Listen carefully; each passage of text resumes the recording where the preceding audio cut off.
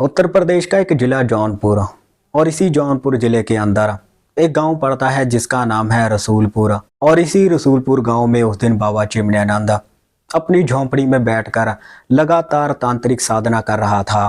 वो लगातार हवन कुंड में घी डाल रहा था और मंत्र उच्चारण कर रहा था। उस हवन कुंड के आसपास उस गांव की 5-6 महिलाएं बैठी हुई थी। अब इसके थोड़ी देर बाद ही वहां पर शीला नाम की एक महिला आती है। दरअसल शीला उसी गांव की रहने वाली थी और शीला की शादी को 2 साल हो चुके थे, लेकिन अभी तक उसे कोई बच्चा नहीं हुआ था और इसीलिए शीला बाबा चिमनियानंद के पास आई थी। आने के बाद अब शीला बाकी की सभी महिलाओं से बोलती है कि बाबा की तांत्रिक साधना अब पूरी हो चुकी है, अब तुम लोग यहाँ से जा सकते हो। अब शीला की ये बात सुनकर बाकी की सभी महिलाएं वहां से उठकर अपने अपने घरों में चली जाती हैं।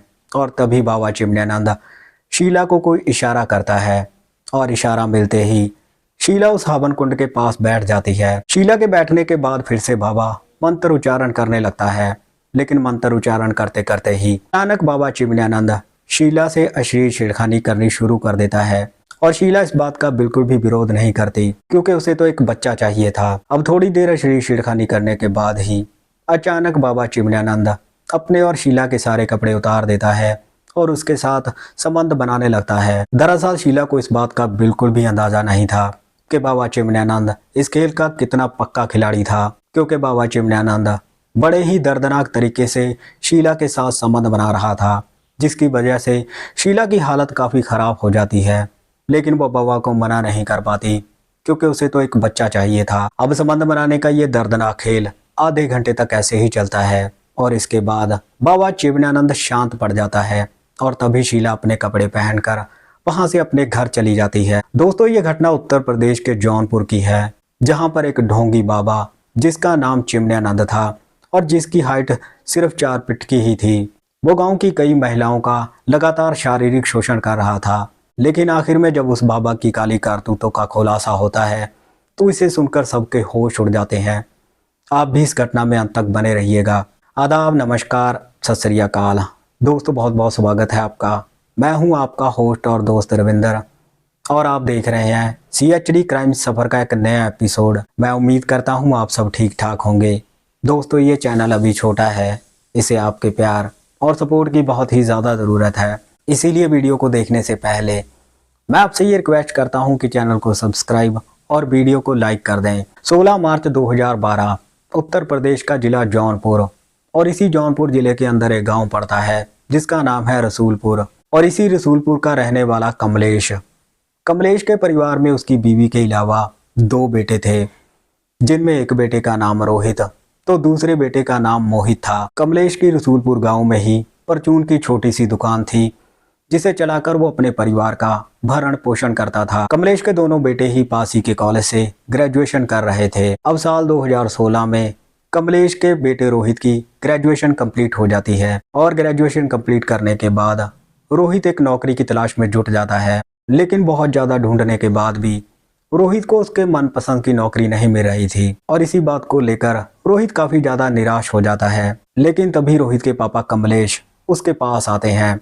आने के बाद वो रोहित से बोलते हैं, बेटा अभी तो बहुत ज़िंदगी बाकी है, तुम ऐसे निराश मत हो, एक ना एक दिन तुम्हें तुम्हारे मनपसंद की नौकरी ज़रूर मिल जाएगी। अब इसके कुछ ही दिनों बाद रोहित के एक दोस्त का फ़ोन पूना से रोहित के पास आता है।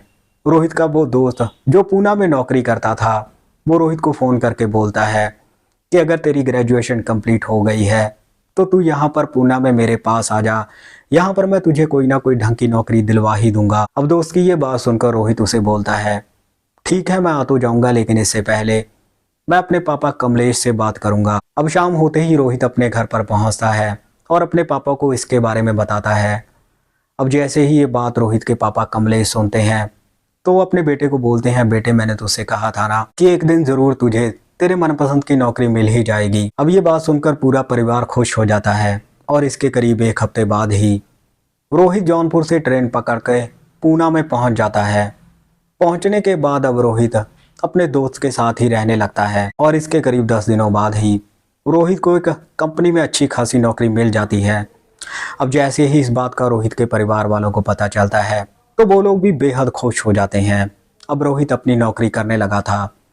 नौकरी करते करते रोहित को 6 महीने गुजर जाते हैं और जैसे ही 6 महीने गुजर जाते हैं, तभी एक दिन रोहित के पापा कमलेश रोहित को फ़ोन करते हैं और उसे बोलते हैं, बेटा रोहित, मैंने तेरे लिए एक लड़की देखी है। लड़की दिखने में भी काफ़ी सुंदर है और काफ़ी पढ़ी लिखी भी है।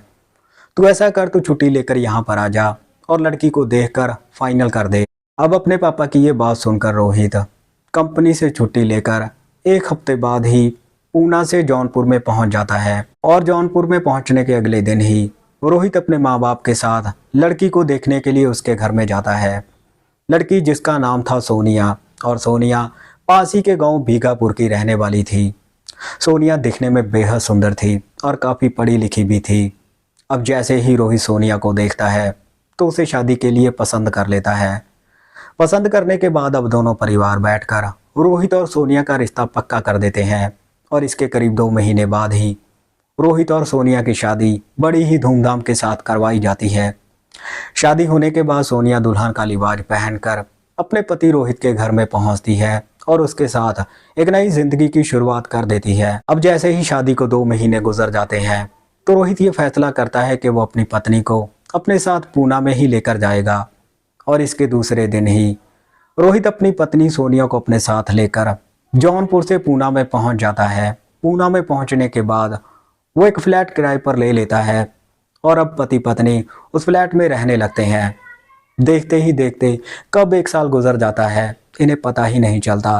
रोहित और सोनिया दोनों ही एक दूसरे से बेहद प्यार करते थे। लेकिन जैसे ही इनकी शादी को 1 साल गुजर जाता है तो एक दिन सोनिया की सास सोनिया को फ़ोन करती है और उसे बोलती है कि बेटा, अब तो तुम्हारी शादी को 1 साल हो गया है और अभी तक तो गर्भवती क्यों नहीं हुई।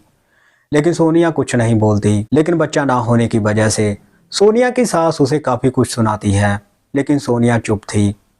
लेकिन जैसे ही उस दिन शाम को रोहित घर पर पहुंचता है तो सोनिया रोहित से इसके बारे में बात करती है। जो जो भी उसकी सास ने बोला था वो सारी बातें सोनिया रोहित को बताती है। अब सोनिया की ये बात सुनकर रोहित उसे बोलता है कि हम लोग ट्राई तो कर रहे हैं, लेकिन अब बच्चा नहीं हो रहा है तो इसमें हमारी क्या गलती है। लेकिन इसके अगले दिन ही रोहित और सोनिया एक डॉक्टर के पास चले जाते हैं। अब डॉक्टर के पास जाने के बाद डॉक्टर दोनों के ही टेस्ट करवाता है और जैसे ही टेस्ट की रिपोर्ट आती है तो डॉक्टर इन्हें बताता है कि तुम लोगों में कोई भी दिक्कत नहीं है, तुम फिक्र मत करो, तुम्हारे बच्चा हो जाएगा। लेकिन डॉक्टर की ये बात सुनकर रोहित और सोनिया दोनों ही ये सोचने लगते हैं कि अगर हम दोनों में कोई दिक्कत नहीं है तो फिर आखिर बच्चा क्यों नहीं हो रहा है। यही सोचते सोचते दोनों घर पर पहुंच जाते हैं और इसके कुछ ही दिनों बाद दिवाली का त्यौहार आ जाता है। दिवाली का त्यौहार आने पर रोहित और सोनिया ये फैसला करते हैं कि वो इस बार दिवाली का त्यौहार अपने परिवार के साथ जौनपुर में ही मनाएंगे। अब दिवाली से 2 दिन पहले रोहित और सोनिया पूना से ट्रेन पकड़ के जौनपुर में पहुंच जाते हैं। पहुंचने के बाद वो अपने परिवार के साथ दिवाली के त्यौहार को बड़े ही धूमधाम के साथ मनाते हैं। अब दिवाली का त्यौहार बीत जाने के 2 दिन बाद ही एक दिन सोनिया की सास की सहेली इनके घर पर आती है। आने के बाद वो सोनिया की सास से बोलती है कि तुम्हारी बेटी की शादी को तो 1 साल हो चुका है, फिर अभी तक तुम्हारी बहू के पास कोई बच्चा क्यों नहीं हुआ। अब सहेली की ये बात सुनकर सोनिया की सास उससे बोलती है कि सोनिया और रोहित ने तो डॉक्टर के पास भी दिखा दिया है, लेकिन हम इसमें अब क्या ही कर सकते हैं। लेकिन उसकी बात सुनकर उसकी सहेली उससे बोलती है कि हमारे गाँव में ही एक बाबा है चिमनियानंद, उनके आशीर्वाद से कई महिलाओं को बच्चा हुआ है, क्यों ना हम तुम्हारी बहू को उस बाबा के पास लेकर जाएं। ये बात सोनिया की सास को जम जाती है। इसके अगले दिन ही सोनिया की सास सोनिया को लेकर बाबा चिमनियानंद के पास पहुंच जाती है। पहुंचने के बाद अब जैसे ही बाबा चिमनियानंद सोनिया को देखता है तो उसकी खूबसूरती देखकर वो बाबा दंग रह जाता है। तभी बाबा चिमनियानंद सोनिया की सास से बोलता है कि आप फिक्र मत करो, आपकी बहू को ज़रूर बच्चा होगा, बस उसके लिए मुझे एक पूजा करनी पड़ेगी। वो पूजा 3 दिनों तक चलेगी और वो पूजा रात के समय ही की जाती है। सोनिया और उसकी सास इसके लिए तैयार हो जाते हैं और तभी बाबा चिमनियानंद पूजा का बहुत सारा सामान लेकर सोनिया की सास को पकड़ा देता है। अब इसके अगले दिन ही सोनिया और उसकी सास तय समय पर बाबा चिमनियानंद की झोंपड़ी में पहुंच जाते हैं। पहुंचने के बाद बाबा सारा सामान खोलकर तांत्रिक साधना शुरू कर देता है। सोनिया और उसकी सास हवन कुंड के पास बैठी हुई थी। अब बाबा चिमनियानंद लगातार मंत्र उच्चारण कर रहा था। पूजा खत्म होने के बाद वो दोनों को घर भेज देता है। अब इसके दूसरे दिन भी फिर से वैसे ही पूजा की जाती है, लेकिन दूसरे दिन की पूजा खत्म होने के बाद बाबा चिमनियानंद सोनिया की सास से बोलता है कि कल तुम सोनिया को लाल साड़ी पहना कर लाना। वो पूजा लाल साड़ी में ही की जाती है। अब सोनिया की सास और सोनिया दोनों ही वहां से घर चले जाते हैं और इसके अगले दिन ही सोनिया की सास सोनिया को लाल साड़ी पहनाकर बाबा चिमण्यानंद के पास लेकर चली जाती है।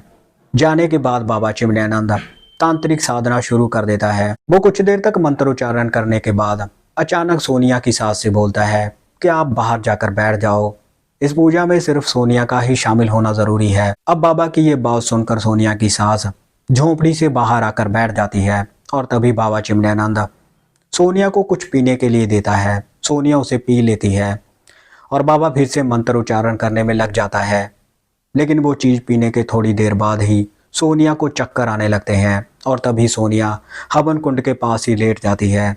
अब सोनिया की ऐसी हालत देखकर मौका पाकर बाबा चिमण्यानंद सोनिया के पास आता है और उसके साथ अश्लील छेड़खानी करनी शुरू कर देता है।